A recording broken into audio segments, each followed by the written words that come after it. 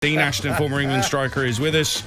Darren Goff, Dean, has now seen your goals graph. For those that don't know what we're talking about, Dean and I, live from Rome, much earlier in the tournament, did a show, and Dean put together a graph which basically tells you how great a goal is.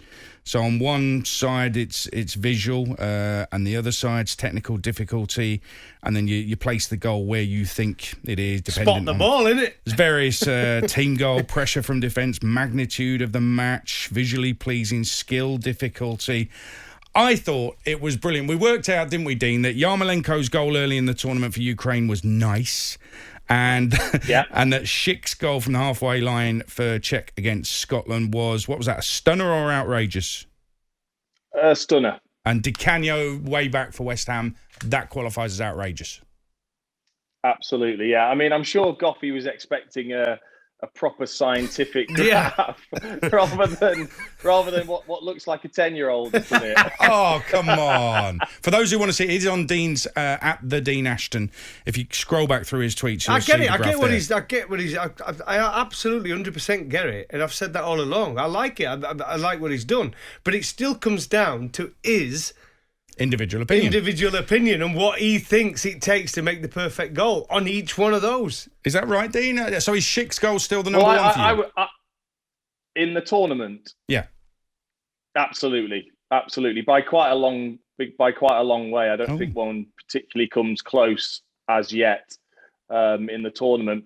Purely using my graph, that's how I would do it. And I think that you can rule out quite a few little bits. Even if somebody thinks that it's a good goal, with a few little tweaks with what this gives you, then that rules certain things out. What about, in my opinion? What about, for me, one of the goals, Belgium, with the build-up play there? Was it De Bruyne who scored it in the end? When Lukaku kept hold of the ball, recycled it, took it into the corner, somehow with his strength and his vision and his skill with the ball at his feet, took it out there, passed it along, 3 quick passes, including a 1-2, right to De Bruyne at the end and slotted it home. That, for me, was absolutely an outstanding goal at all levels. Great finish, great technical ability, great teamwork, important goal.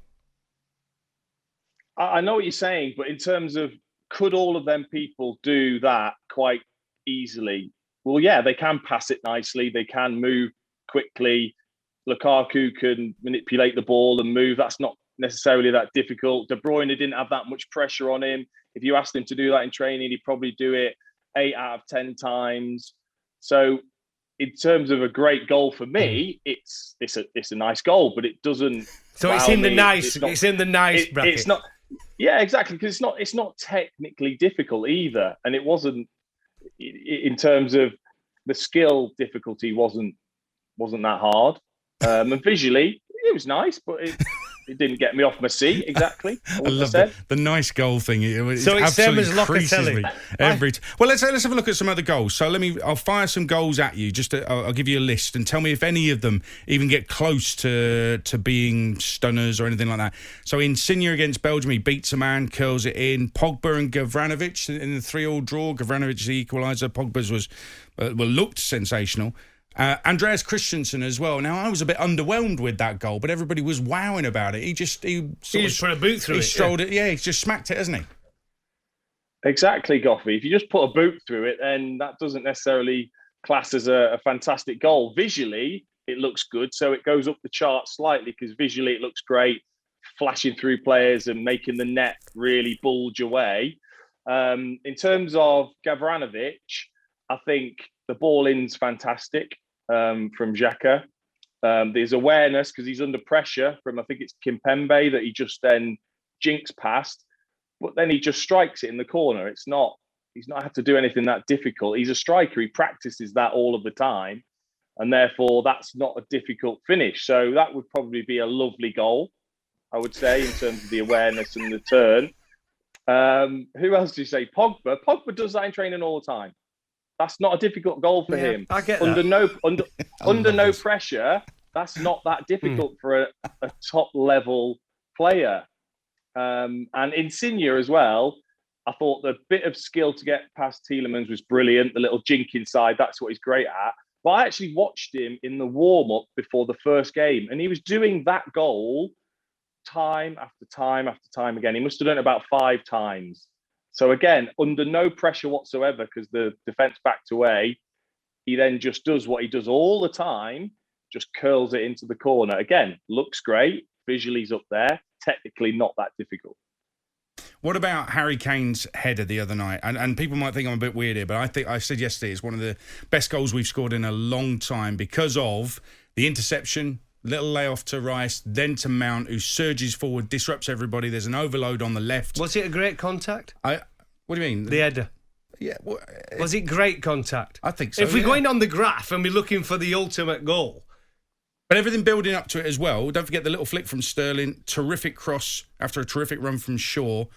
And the header goes in. No pressure. Under no pressure. Has he not directed it? Oh, no, I'm under any pressure. I'm on Dino's graph here. I'm looking at who's all not under pressure? There's no pressure. There's nobody around him when he headed it in. Are you joking? The ball came across, he just went like that. Dean, and he missed it, sort this out, and he went Dean. under his legs. Goals graph man, Dean Ashton, sort it out. Aid, I've told you. Look, Goffey's just stepped into the graph. He gets it. Sterling under no pressure. Well, anyone can do a little back flick, with no one near him. Sure, no pressure, can pick it out. Ask him to do that in training. He would pick it out pretty much every single time. Harry Kane, does it hit him on the nose a bit? Maybe. That's why it goes down. It's a great. It's through a the legs header. of the keeper. He's killed me. It's not a bullet header. He's ruined it. Under no pressure. You've ruined that goal for me, Dean. Well. It's a nice goal, Aid. But I know you're partial to a team goal. So yeah, that's true. That is one of the special notes, which is why it would add a little bit to the goal, but certainly doesn't go high in the graph. Wow. I tell you what, football Aid, killer. When it comes down to it now, I was surprised when you're looking at this Euro so far during the tournament, how many, well, whether it's nice, good, superb, whatever it is, there's been some very good goals in this tournament so far from lots of different players. Some very good goals.